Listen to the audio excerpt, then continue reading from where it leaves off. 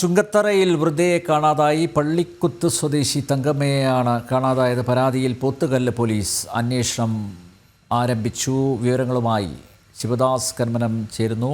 ശിവദാസ്, എപ്പോഴാണ് വൃദ്ധയെ കാണാതായത്? എന്താണ് വിശദാംശങ്ങൾ? ഇന്നലെ വൈകിട്ടാണ് മലപ്പുറം ജില്ലയിൽ പോത്തുകല്ലിൽ ഇങ്ങനെ വൃദ്ധയെ കാണാതായത്. ഇന്നലെ വൈകിട്ട് വീട്ടിൽ നിന്നും പോയതാണ്. പക്ഷെ പിന്നീട് വീട്ടിലേക്ക് തിരിച്ചെത്തിയിട്ടില്ല.